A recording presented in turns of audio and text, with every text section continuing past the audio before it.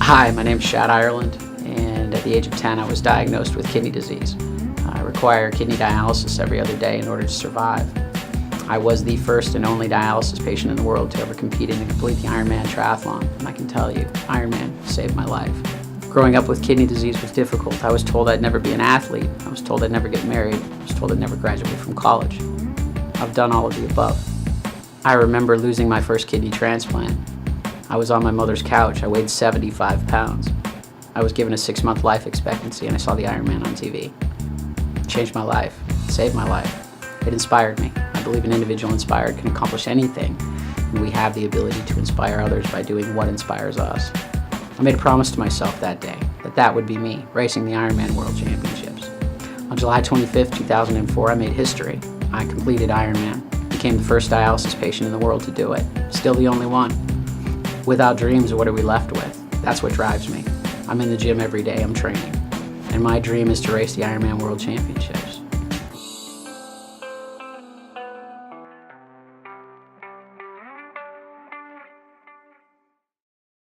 So thanks for coming.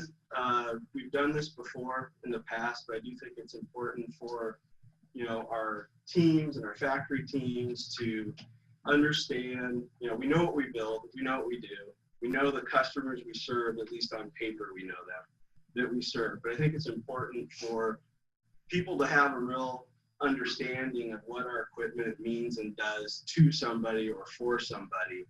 And in that light, we have Shad, who, we've known each other now A few years. 4 years?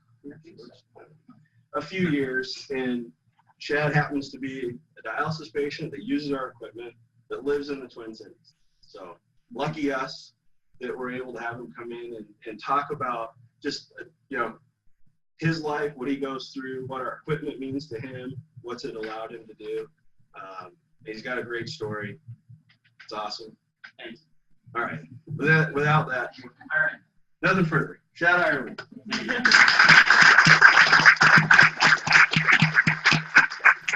you all. It's a pleasure to be here today and talk with all of you.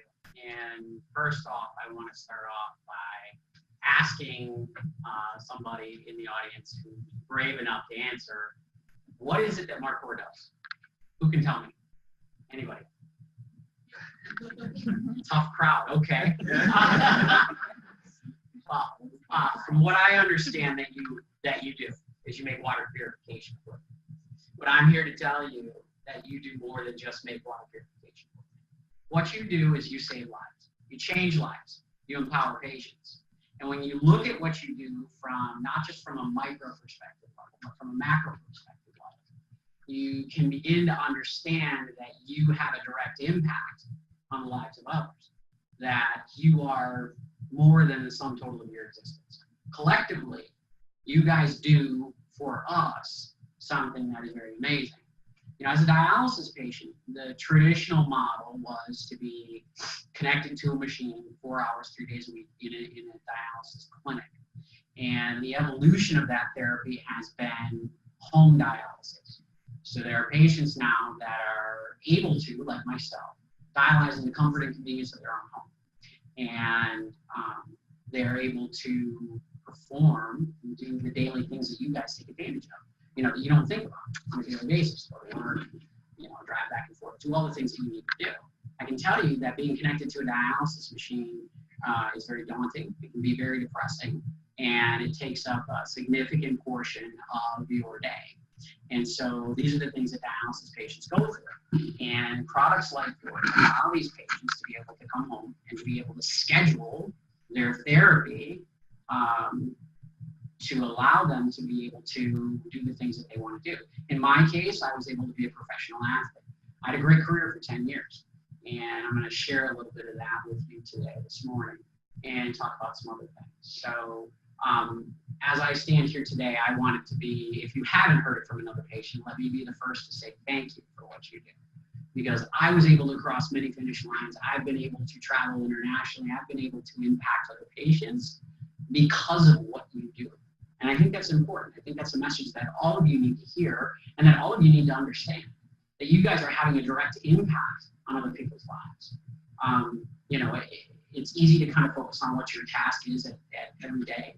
But when you think about it from a broader perspective, it may change the way that you look at the position. It may change the way that you look at your company and the impact that you're having. So thank you personally. My dream was to be a professional athlete. I was diagnosed at the age of 10. So I was a healthy kid, causing trouble, started dialysis back in October of 1983. And it was a difficult time for me because I became very sick very quickly. So I went from being healthy in May to literally being a dialysis patient 6 months later. And so that process and everything that I went through was a struggle. I mean, imagine being a 10-year-old child and being told that, you need to connect to this machine every other day in order to stay alive, and feeling so miserably sick. The other thing that home dialysis does, that I'll just mention quickly, is the outcomes that patients see are significantly better because they have the flexibility to dialyze longer and more frequently, and there's a way to kind of adapt the therapy so that you effectively are healthy and productive member of society. But back in 1983, it wasn't like that. Dialysis was significantly different. And so I remember literally going home and, I would dialyze at 3 o'clock after school and then get home at about 10 or 11 o'clock at night. I was exhausted. Process took everything out of me, and then I found myself hugging the toilet for the next 4 hours, being violently ill. And that was part of the dialysis process. And so I can tell you, I'm not proud to share this with you, but I am very transparent. I attempted suicide at the age of 11. That was the first time. And throughout my teenage years, I attempted suicide 4 times. And I understand now why I did that. I got to a point where, imagine you're being told that this is it. This is going to be for your foreseeable future. This is your life. I didn't see a future. And, at 11 and 12 years old, that's very difficult to deal with. And I didn't want to deal with it because I was so sick. Fortunately for me, I got through that. And I got some help, got some great people in my life. And it took about 3 years for my body to kind of get used to being sick, what we call functionally sick, which most dialysis patients are. And so, there was this idea of a transplant. Most people think, a kidney transplant's a cure. It's not. It's another form of treatment. It's a choice that patients go through. There are symptoms and side effects that come along with the transplant that, patients are educated on at the time that they're offered, this life-saving procedure. And so, transplant itself wasn't an option for me. Some things that happened back in the early 80s, I got multiple blood transfusions. That was something else that patients went through. So not to get too technical, but my antibody level, and that's how they look at matching for transplant, was 100%. So, all the things were kind of stacked against me, and I had to look forward to dialysis. And I can tell you that for years, I hated dialysis. I felt like I had no control over this disease, and that everything in my life was impacted. Everything I drank, everything I ate, the energy that I had. When I was a 10-year-old kid, I wanted to be an athlete and I wanted to go to law school. Just what the world needed, another lawyer. But those were my goals. And I was told that those things were unachievable, that those things would never happen, that this was as good as it was going to be. And so I struggled for many years. I was the quintessential non-compliant patient. I did everything that they told me not to do. And, I did that because it was about control. I wanted control over this illness. And so there were things that I would do. I didn't follow my diet, for instance, because at that moment while I was eating the things that I wasn't supposed to, I felt like I had some semblance of control. And so this was the process that I went through for 6-7 years. And home dialysis wasn't an option at that time. And I got called for my first kidney transplant back in March of 1990. And at the time, I felt like I was overwhelmed, but I felt like it was going to save my life. And so I got this transplant, and I remember sitting in the chapel at the University of Minnesota just trying to think through the entire process. And, I told myself all these things that I was going to do when I got this transplant. I was going to travel, I was going to see the world, I was going to do everything that every dialysis patient can't do because we're tethered to this machine. And so over the course of 3 years, the transplant lasted, but it was a struggle to kind of keep the kidney working. It wasn't the best match possible. And so that was another process that I had to go through, another set of experiences that really made everything for me.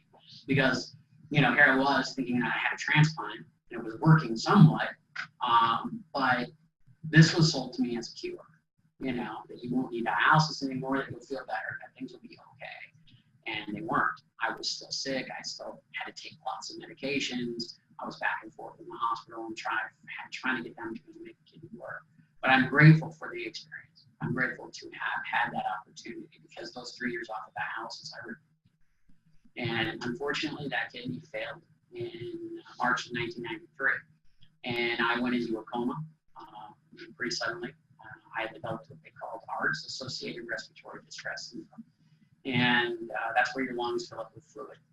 And my parents were prepared for the worst. They were told to make funeral arrangements, that I was not coming out of this. I can tell you that I've been stubborn my whole life. Part of the reason why I'm standing here is, my propensity to, not perform like everybody thinks I'm going to. And so I did come out of the coma, and it was a process because I went from 145 pounds down to 75 pounds in about 2 weeks.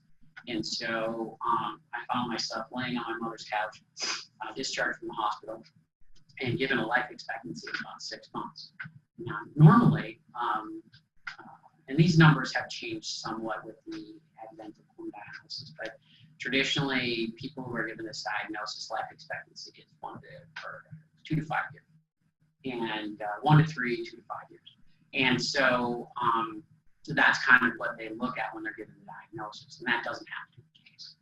And so there I was laying on my mother's couch, 75 pounds, and given 6 months to live. Everybody thought that I wasn't coming back.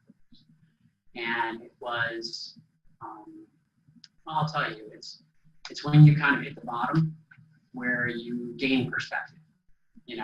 There's only one way to look, and that's up. And so I was laying on my mother's couch, and I came across this amazingly insane thing called the Ironman. And an Ironman is a 2.4 mile swim, 112 mile bike ride, followed by a 26.2 mile run. And the question that most people ask triathletes are, why do you do that to yourself? It's insane.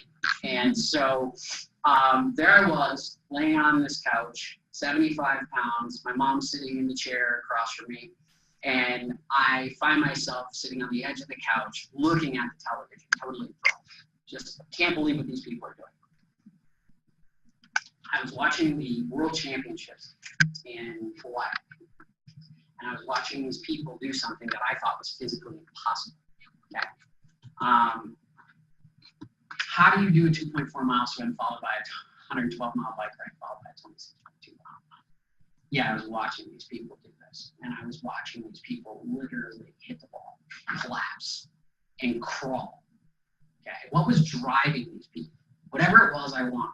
And I found myself screaming at the television. And my mother told me, they can't hear you. I didn't care. And so I was cheering for these people that I didn't even know. And this was the year that Julie Moss collapsed at the finish line. And it's a famous time for Ironman because this woman was literally 100 meters away from winning the World Championship. And she hit the wall, and she burned through her glycogen stores. So she collapsed. She looked like a rubber band. And she tried to get herself back up, collapsed again. And somewhere in her, she had the drive to start crawling on her hands and knees. And I watched this woman literally crawl the last 100 yards, 100 meters, whatever, to the finish line, winning the world championships, collapsing on the finish line. And at that moment, I said to myself, I wanted what she had. Whatever it was, whatever I just witnessed, I wanted it. And I remember I looked at my mother and I said, that's going to be me one day.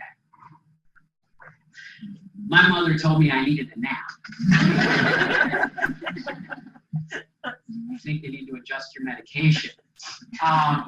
So now imagine this transformational moment, because at that point my life had been dialysis. I hadn't had, I forgot what the goals and dreams were that I had as a kid. I was consumed by this disease, this process that I thought that I had no control over yet. There I was, laying on the couch, going to sleep with the biggest smile on my face.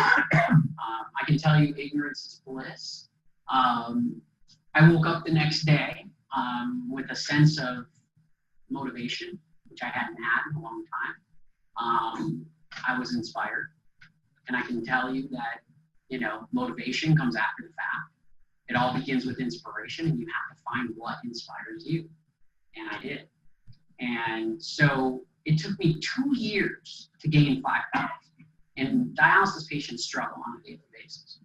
They go through different things. Some patients are diabetic. I'm not, fortunately, so that's not a struggle that I deal with. But a lot of patients do struggle with that. And so to gain weight is really difficult. So 2 years, 5 pounds.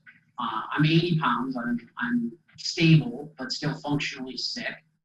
And I find myself slipping back into the same patterns, being angry and upset about the disease, having this huge chip on my shoulder, forgetting about the promise that I made to myself that afternoon while I was laying on the couch. And, that's how I proceeded with my life. And I can tell you that when I was 16 years old, I was told by the doctors that took care of me that, my life expectancy was 5 years, and that there was no way that I would ever make 25. It's not going to happen. And so I watched all the other kids that started dialysis with me pass away. So there were 9 other kids that started dialysis in 1983, and I'm the last one alive. And, so that kind of fed the fear and the anger that I had. And it wasn't until my 25th birthday that I woke up. And I found myself looking in the mirror, throwing water on my face, and not recognizing the person that was staring back at me. Just totally empty. And it was at that moment that I realized I didn't like or didn't know who I was. I remember being a happy kid before I got sick. And that time between age 10 and 25 was a nightmare.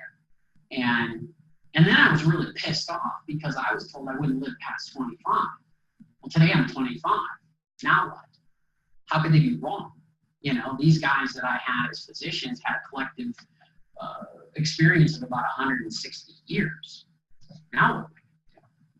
And my mother had a tradition every year. She'd take me out for my birthday. And I remember us sitting at dinner and her asking me, what I was going to do with myself.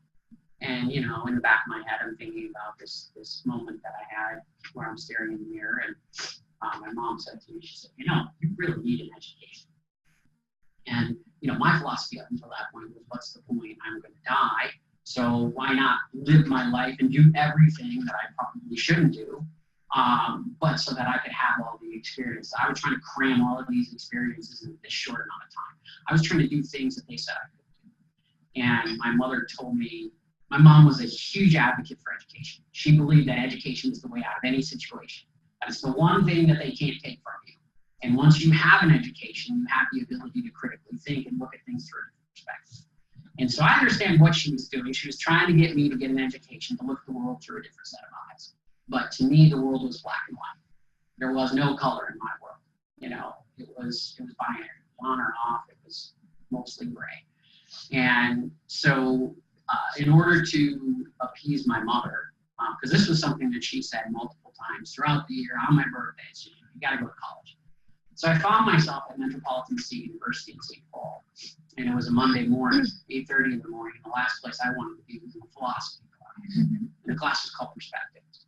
And I hated college. I hated the professor at the time. And I can tell you that as I sat there with this huge chip on my shoulder, in walked this breath of fresh air by the name of Professor Philip Bell. And Professor Bell walked in and he said, I have 2 questions for you this morning. He said, first, why are you here? Second, what inspires you? And this girl jumps out of the chair. She's on her 3rd Starbucks. Yeah. She wants to change the world, man. She wants to create a food shop, feed the world. Guy next to her, he can't wait to get out of his. Me, I can't wait to get out of there. I hated public speaking. I didn't want to stand in front of anybody. I didn't want to talk at all. And this guy wanted to cure cancer. And then it was like a revival. It spread around the room. All these people were so inspired. They wanted to do all of these amazing things. And that's something I want to ask all of you this morning. You know, what inspires you? Have you even thought about it? You know, I think we get caught up in our day-to-day lives. And, you know, I think as adults, we tend to lose that perspective, what I call childlike amazement. You know, how do you look at the world? You know, do you see the possible, or do you buy into the concept of impossibility? You know, if you break that word down to its root core, you know, impossible is I am possible. It's all how you look at it. It's perspective. And that's one of the things that I gained from Professor Bell. So he gets to me, and I'm literally getting up to leave the room because there's no way I'm talking in front of this group of 25 people. And he says, Mr. Ireland, why are you here? I said, it's a required course. He said, okay. He said, well, what inspires you? And it's nothing. He said, unacceptable. There has to be something that inspires you. So I said, all right, fine. I'm in college, so I can make $100,000 a year when I get my degree, so I can drive a Ferrari. And the room went silent. Everybody kind of looked at me. And you got the woman that wants to feed the world and the guy that wants to cure cancer, and I'm here because I want to drive a Ferrari. What's wrong with that bitch? And so Professor Bell smiled, looked at me, and winked. And at that moment, I think he understood what his class could potentially do for me. And it was an exercise in frustration for me, because he challenged me to think about things in a different way. He challenged me to look at the world through a different set of eyes. He said to me and the rest of the class, he said, you know, there are three things that I want you to focus on: reflection, realization, and perception. You need to reflect on where you are or where you've been. Perceive yourself achieving what it is that you want to achieve. And you can get there through this process. And I remember the first book he gave me to read was Tuesdays with Maury. And I read it 6 times. And when we finished it, I picked it up, read it again.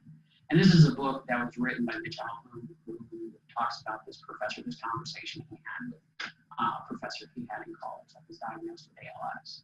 And there was a point in the book I remember reading where it really stood out to me, where when he received his initial diagnosis, he walked outside and the world kept going by. People were walking by him on the sidewalk, the cars kept going. And at that moment when he was given his diagnosis of ALS, he wanted the world to stop. You know, hey, I have ALS, you know, but the world keeps on going. And it's something that we have to, when you're given a chronic illness or a chronic illness, you have to learn how to deal with that yourself. And that's a process.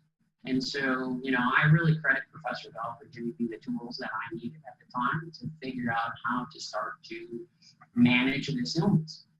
Because chronic illness can be managed.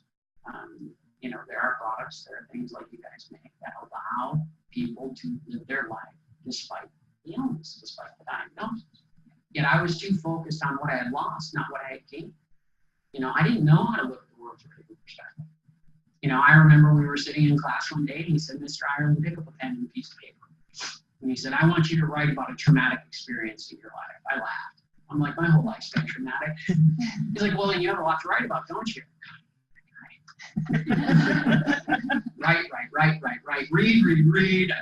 I mean, literally. And I did. And I can tell you, I've written a couple of books, and it was a hard process. But at the time, it was very frustrating, because he was forcing me to look at things that I didn't want to look at. He was forcing me to go places that were deep and dark and that I didn't want to go to. You know, I spent a lot of my time in my early 20s getting drunk and high and trying to, as I wrote my book, trying to get myself drunk enough so that I wouldn't understand the reality of my existence. And that was difficult. And so, at the end of 15 weeks, I found myself literally transformed. And Professor Bell came up to me and he asked me, he said, what does it mean to be educated? I don't want to get a Ferrari. He said, did you not learn anything in my class?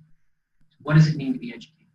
He said, is education a gift? And if it is, then you have a personal responsibility to get back to others because you made a mistake. And at the time, I didn't quite understand the point that he was trying to make. Until 3 weeks later, I was walking out of the dialysis clinic. Now, mind you, I still had a chip on my shoulder. I was still very upset. I was still angry at the world about this diagnosis that I was given that was unfair. And as I was leaving, it was a beautiful day like today. The sun was out. You know, I was happy to be out of dialysis, but at the same time, I was feeling very sick. And as I was leaving, this gentleman was coming in a wheelchair. And he was paralyzed from the neck down. And he had a pencil in his mouth, and he was using this tool to kind of steer his chair. And I remember as he was going in, I was coming out, our eyes kind of connected. And he smiled. And I remember having this thought, what the hell are you smiling at? And then the next thought I had was, there go I, but for the grace of God. At that moment, what Professor Bell was trying to teach me kind of sunk in. You know, I've always been a hardhead, so it's always taken me a little while to kind of get things. And so my perspective literally changed at that moment because I asked myself, what would that young man have given to spend 20 minutes in my shoes? Be able to walk, be able to run, to be able to do the things that I took for granted. Now, mind you, we both had dialysis. We were both probably frustrated about that, but here he was with a smile on his face. This was a concept that was foreign to me. How could this young man be smiling? And it was at that moment that I decided that I had the ability to kind of look at the world differently. My world went from black and white to color.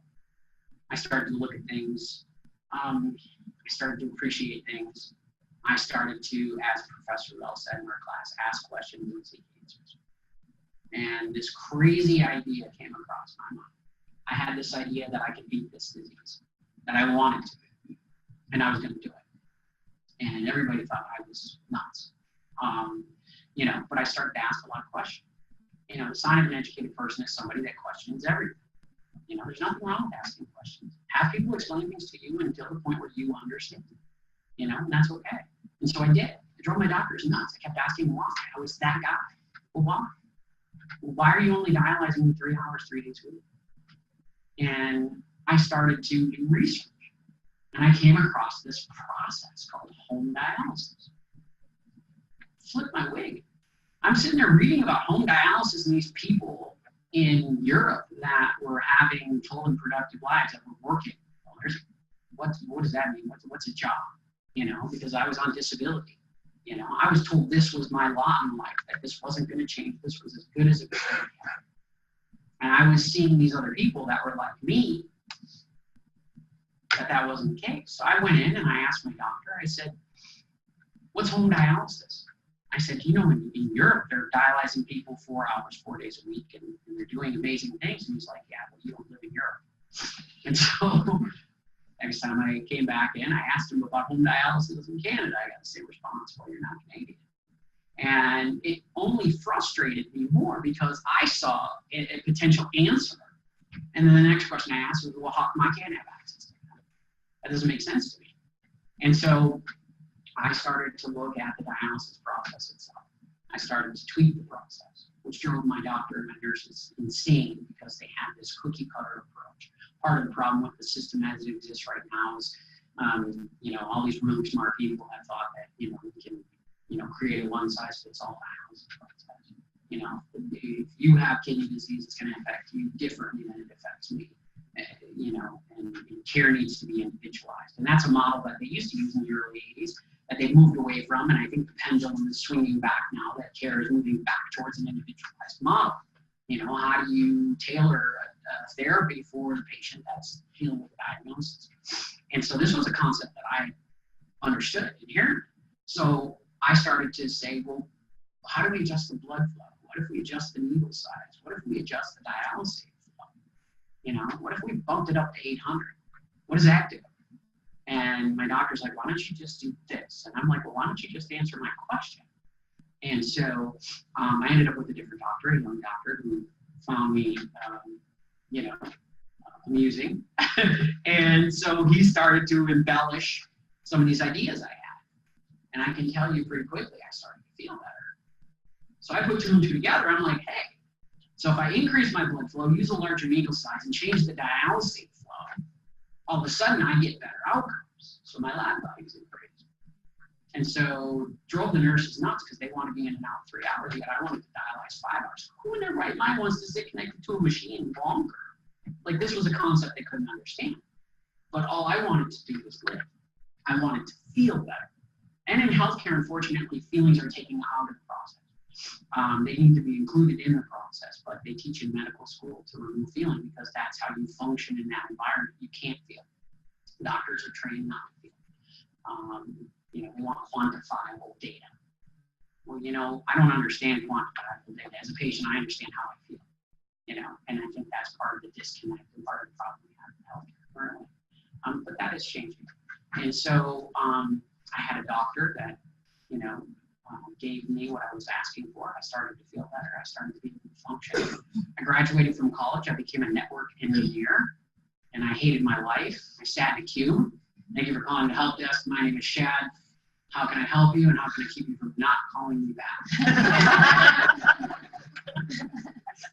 Shad, my computer doesn't work. I've got to print out a report, and I've got 2 minutes. I've got a meeting I have to get to. Okay. There's this tower on your desk, right? Yeah. There's a black switch on the back. I should find it. Oh, okay, I found it. Flip it. Oh my God, Shad, you're a genius. My computer's working. Thank you for calling the help desk. That was my existence, okay? And so I did what I thought I was supposed to do. I made, and this was back in, before Y2K, when they were just, IT professionals were making $250,000 a year. So I went out and bought an expensive sports car. Couldn't afford a Ferrari, but I got something similar, kind of Maserati. And, did what everybody told me I should do. Get the job, get the money, you'll be happy. But I wasn't. I was miserable. I hated my job, And so, again, I'm sitting here and finding myself contemplating my life. Dialysis was tolerable because I figured out a way to kind of make me feel better, but I had a job I hated. It didn't make sense to me. I did what they told me I was supposed to do. Well, and then Y2K came around and the technology industry changed, and I found myself without a job. So I ended up taking a trip out to California with a seeing girl out there at the time. And it was interesting because life speaks to you if you're willing to listen. And so I found myself on the 3rd Street Promenade talking to a gentleman that was selling trinkets off of the table. And him and I were having a debate about something or other. And he says, I really like you. You're an interesting guy. He goes, I want you to take anything you want off my table. And I looked down and, bumper stickers, t-shirts, whatever. And there really wasn't anything that I wanted. And I said, no, thank you very much, but you probably need to sell these to make money. And he goes, no, seriously, take something. And I remember looking out of the left side of my eye, and I came across this bumper sticker. And the first thing I noticed was the zip code 55435. So it was a Minnesota zip code, and I thought that was odd because I'm in California. And then I read the bumper sticker, and I started laughing. And I said, I'll take this. And I picked it up, and I put it in my pocket. And I was walking away, and I kept kind of chuckling and smiling. And she's like, what's wrong with you? And I said, oh, the bumper sticker. And the conversation was great. And she's like, well, what did the bumper sticker say? And it said, remember who you want to be. And so, I at the time I was unemployed, hated technology, wanted to do something else, and had no idea what I was going to do. And I was running out of money. So I remember getting on a plane that night, knowing exactly what it was that I wanted. I ended up hanging out with a couple of friends that night, and 3 o'clock in the morning, we're sitting at a Perkins. All of us are pretty good hammered. And I remember I looked at my friend Troy and I said, I'm going to be an Ironman triathlete. He's like, well, Ironman. What is an Ironman? What are you talking about? You swim, bike, run. He's like, dude, you're drunk. Give me your keys. But I knew exactly what I was going to do. And the next morning I woke up and I was excited. And I found myself, as I said earlier, ignorance is bliss.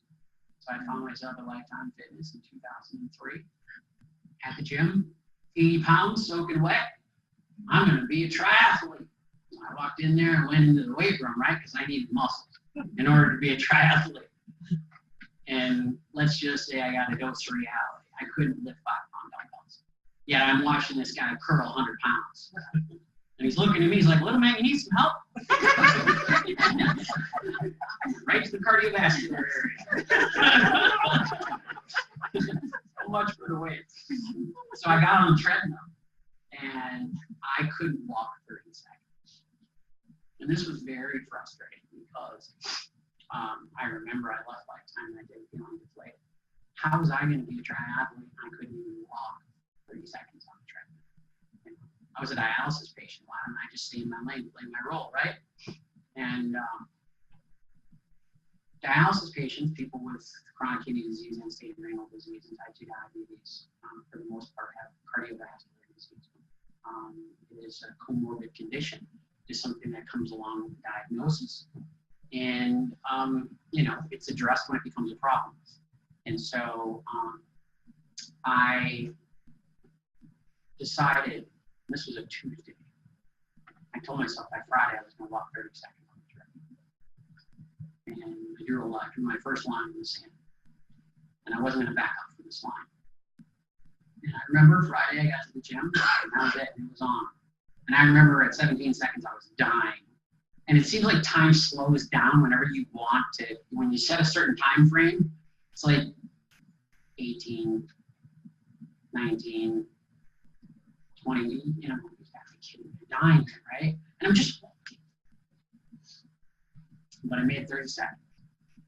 And that's when my life really changed.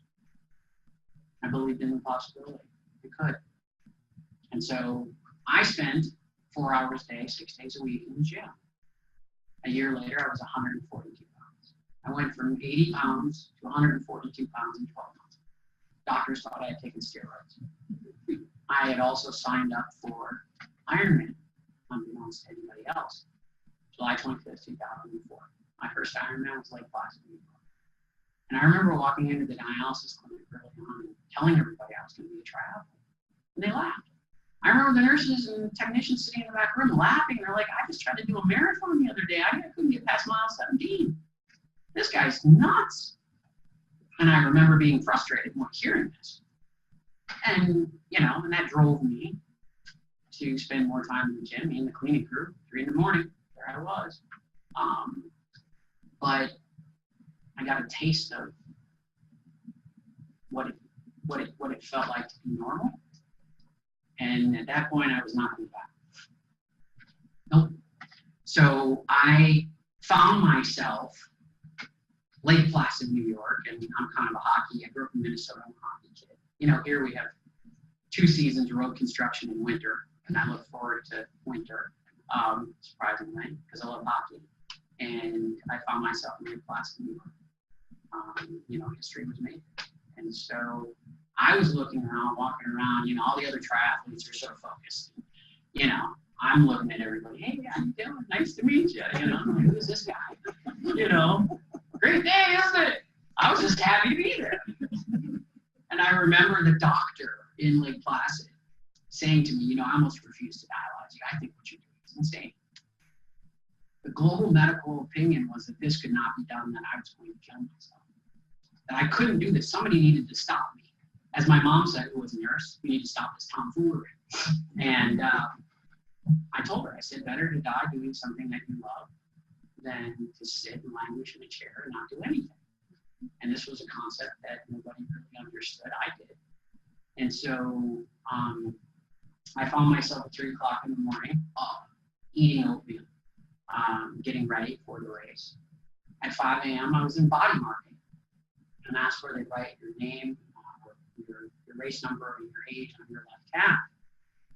By 6:30, I'm standing in my wetsuit, surrounded by 2,499 other insane people. And we're all screaming and yelling, and we're all happy, and we find ourselves going into Mirror Lake. And so my mindset is I wanted to get to the World Championship. Not only did I want to do an Ironman, I wanted to win. Okay, I was seriously delusional. And so I put myself in the front, because that's where winners are, right? Right in the front of the race. So I got this guy next to me, and he's treading water. He's screaming and yelling. He's all excited. He's like, Iron Man, woo! And I looked at him and I'm like, hey, how you doing? He's like, I'm good. How many of these have you done? First one. How many have you done? 16. He goes, you must be a really good swimmer. No, not really. Why are you in the front? Well, I want to win. Don't we all? He said, you should be in the back and in the far right so you don't get hurt. So I start to literally turn around. And the cannon goes off and everybody swims over Shad. Like, we got the whole lake here to swim, but they're swimming over me. So most triathletes make a run towards the rope line, and they've got these buoys that are tied through a rope. And so what you do is open water swimming really sucks because you end up doing this. And so in order to stay straight, you track the rope line. So I give as good as I get. So I got in there and mixed it up with these guys that are 6'2", 250 pounds. I'm getting punched and kicked in my face, and I'm giving it right back. And so I'm running the rope line, and unfortunately, you know, I think all of us struggle with this little voice in the back of our head called doubt. And, you know, we get all of these people that we love, respect, and admire that tell us we can't do something. You know, and I can tell you that 2 words I want you to think about today are choice and decision. And the difference between those two. When you choose to do something, you leave yourself an option to choose not to do it. Okay? So when things become difficult, you can say, well, I tried. When you truly decide something, if you understand what that word means, decision, it means to leave no alternative. So if you can take yourself from where you choose to do something in life or where you decide to do something in life, that's the difference between success and failure. Because when you leave yourself no alternative, you are either going to succeed gloriously or fail gloriously. And I can tell you, as I stand here today in front of all of you, I'm the biggest failure that you'll ever meet. But it's in failure where you learn to succeed. You have to fail. That's the process. Everybody never wants to fail. Nobody ever wants to do something wrong. You have to understand, it's a teachable moment. You learn from those mistakes that you make in your life, and you don't repeat them. And that's how you learn to be successful. And so this was a mindset that I had. I decided that I was going to finish Ironman. Everybody said I couldn't do it. I had educated people from Harvard and Yale telling me this was never going to happen, my doctors. What did they know?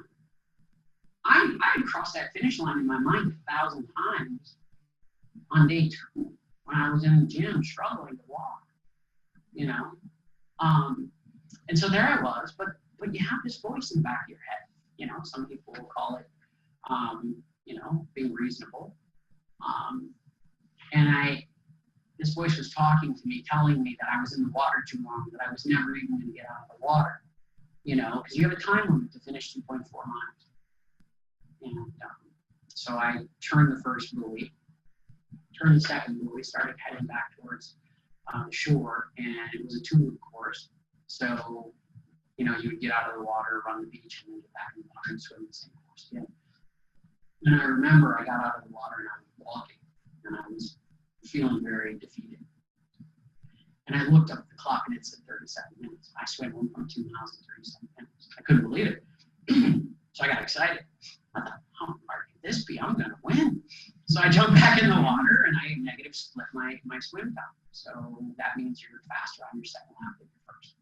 So there I was. I got out of the water. I swam a respectable hour and 20 minutes, 2.4 miles an hour and 20 minutes. Most of the pros are doing about, well, nowadays they're doing about 48 minutes, but at the time I was racing, it was about 54.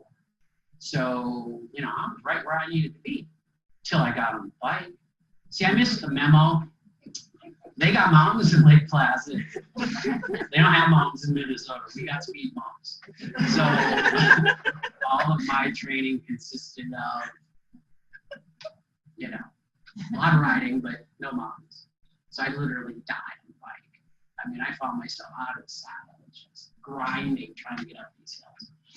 And also there is something very scary doing 40 miles an hour down the side of the mountain on a bicycle. You know, you want to kind of hold your line and pray that you don't wipe out. And other people had wiped out around me. So, you know, I was getting firsthand experience of what it meant to be a triathlete. And it was great, though. As much as I struggled, it took me 8 hours to finish the 112 miles of the bike. And I was dead by the time I got to the run. And so I remember the doctor pulling me in the medical tent, you know, shining a light in my eyes, asking me who the president was. And I'm like, I'm in the middle of a race. I'm kind of on a clock here. And he's like, you're not racing until I say you're okay. You know, here, drink some water. Are you dehydrated? So I did whatever I could to answer his questions, and I found myself on the race course. And I could not feel my legs. Like they were numb. And so I'm kind of half running. And all of a sudden, you know, this is the cherry on top of my day. Let me tell you. I feel this slap on my rear end. And I hear this, hang in there, Shad. I'll see you at the finish line. And this woman runs by me. And all I remember looking down at her left leg. And again, you know, they rate your race number and your age, and it said 73. Kidding me! 73 years old, she's running like a 6-minute mile. I'm in my early 30s. Granted, I'm a dialysis patient, but come on! And she's gone. And at that point, I'm like, okay, all right, I give up. And I found myself walking. And this is mile 1. I have 25.2 miles left to go. It's hot.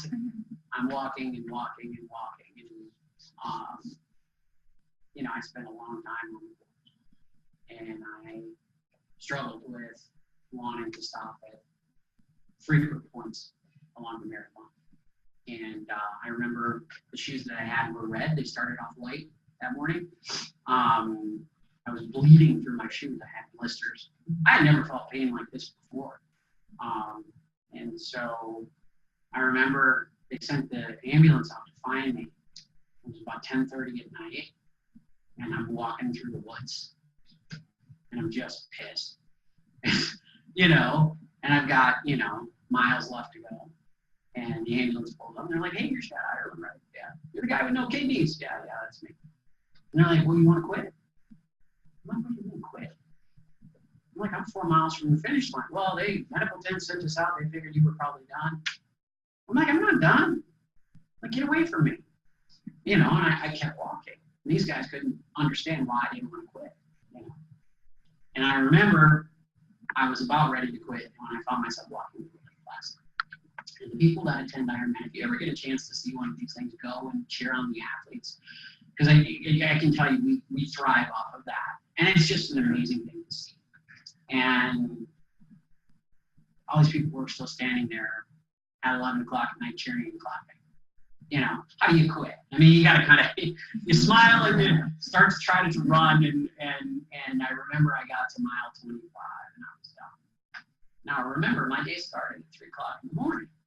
Okay, all the stuff that they were giving athletes on the course, I couldn't eat. I couldn't eat bananas. I couldn't eat oranges. I couldn't drink orange juice. And this is what they were giving athletes to kind of keep your glycogen stores up and your electrolytes, you know, within a normal balance. Well, I'm a dialysis patient. I can't have any of that. So I'm literally running on empty. So I thought to myself, you know what? If I could just sit down, how amazing would that be just to sit down for a minute? And so I went to sit down, and this guy grabs my arm. And he's like, what are you doing? I didn't know this guy. I'm like, go with me. And he's like, what are you doing? I'm like, I'm about to sit down. I've had a long day. And he's like, you can't stop. He goes, if you stop, you'll never get back up. And I looked at him, and I'm like, what? And he said, I'm going to run you to the finish line. And I can tell you that that's a concept that I use to this day when I work with other patients. We're going to do this together, you and I. And this was a gentleman who came up there specifically. He was a drug rep from Merck. And he came up there to see me race. He had read about me and he thought that I was insane. And, you know, he wanted to see it firsthand. You know, he wanted to see me finish. And here I was, 1 mile from the finish line, about to quit.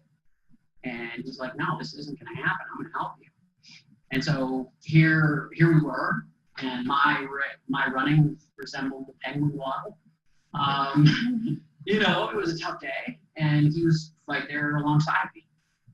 And he ran me literally to about 6 blocks away from the finish line. And I remember he kind of fading back into the crowd, and he was cheering, and he's like, "You did it." And so I hit the oval. There was about 200 meters left. And I remember crossing the finish line in 16 hours, 25 minutes. So making history, finishing my first Ironman, doing what was thought to be impossible. And I remember I got to the medical tent, and there were like 200 other athletes in lawn chairs, and they're all in some state of, whining and complaining. First thing I wanted was food. I was hungry. Where can I get some steak? And, their doctors are there, and the nurses are checking my blood pressure. And, mind you, we're in a tent in the field. Ironman runs a great race. And so they drew my blood, and they brought it out to this mobile lab that they had. And the doctor came back. He's like, "How do you feel?" "What do you mean, how do I feel? I just did an Ironman. How do you feel?" I could use some food and the free massage I was promised. "Stop poking me, leave me alone." And he says, "I need to draw your blood again." I'm like, "Why?" He said, "Doctor, kind of scared me." He goes, "Just need to draw your blood again." And he did. And he came back and he looked at me and said, "Mr. Ireland, you are a paradox." He said, "Everything in my experience and my training is telling me that you should be in an ambulance on the way to the hospital. Yet, I'm looking at your lab values and they're normal." I'm like, "They're not normal. Give me this." I looked at it. Now, one of the things that they worried about as a dialysis patient, and most triathletes struggle with, is potassium. Your potassium tends to trend high the longer that you exercise. And being a dialysis patient and being that I don't urinate, I can't get rid of potassium. So they thought for sure that I would stroke out or have a heart attack. Yet my potassium was normal. It was 4. I had exercised 16 hours, over 16 hours on the phone, maintaining normal potassium, and the doctor could not figure out why. And so he kind of let me go. And I remember it took me about an hour to walk 3 blocks back to my hotel. And the next morning I woke up clutching my medal with a big smile on my face. And there are 2 types of triathletes. There's a triathlete that does an Ironman that says, "If I could just finish, please God, I'll never do this to myself again." Or there's the person that wakes up and says, "When's the next one?" And I got the fever. I couldn't wait to do the next one. And I can tell you that they told me I couldn't do it. I did it. I said I couldn't do it again, and I turned it into a 10-year career. And that is because I was inspired.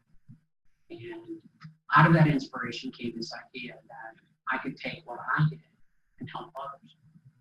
And going back to what Professor Bell told me, what does it mean to be educated? Is education a gift? And then if it is a gift, you then have a responsibility to give back to others because the gift is given. And so I would challenge all of you to think about the gifts that you've been given. How can you make an impact in other people's lives? Because it truly provides and fulfills something that I think all of us are missing. It feels great to give back to others. And you don't have to do anything great or grand. You can sit and spend time with somebody, or, however you think you can make an impact. And I do have a challenge for all of you today. So I was telling Sean earlier that they have triathlons here locally. And so I did this once before. I was at 8 weight. No, it's just the dark colors you're wearing. There you go. That must be. I can't wait to get my hands on you, my friend. So here's the challenge, okay? I did this for a company called Dimation. They are a technology company, and I had a chance to give a presentation. And I threw the challenge out, and they accepted the challenge. And so the challenge is this. There are local triathlons that are put on. And I would be willing to coach any of you, provide you the training and the coaching that you would need free of charge. If you would be interested in maybe getting a couple of your colleagues and forming a relay team. Now, mind you, this isn't an Ironman. I wouldn't do that to you. I like all of you, okay? So they have what they call sprint and Olympic distance races. So they are significantly short. Sprint is very doable. It's a 400-meter swim, 15-mile bike ride, and then a 3-mile run. An Olympic distance is a little bit longer. It's a mile swim, 25-mile bike ride, and a 6.2-mile run, so 10K. So maybe corporately, you guys could form some relay teams, and we could raise some money for charity, and we could all show up at maybe the Lifetime Fitness race next year. Well, they do have a race in July, but again, I like all of you. I wouldn't do that to you. So, but let me plant that seed. You know, if you guys are interested, maybe there's a way we could, you know, do some good for others and at the same time do something transformational for ourselves.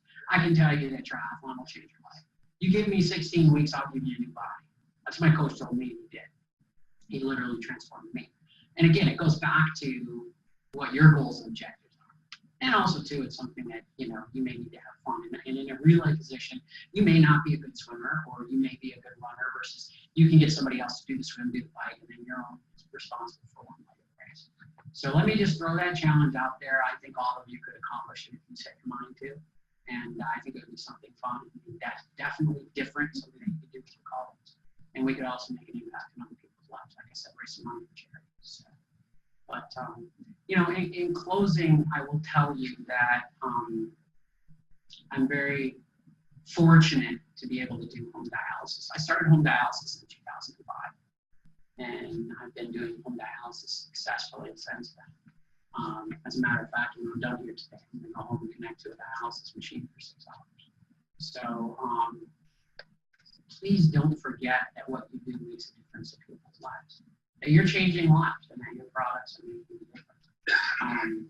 You know, I'm just one of many patients that have lived lives successfully because of what you do. So today is about all of you. I know we've got a barbecue following. You guys look pretty hungry, so I'm not going to take up any much more of your time. But I just wanted to say thank you for what it is that you do. You guys have changed my life. You gave me the opportunity to have an amazing career, to see the world and do things that I never thought I'd be able to do. And I couldn't have done it without you. So thank you for that. And let's all have some barbecue.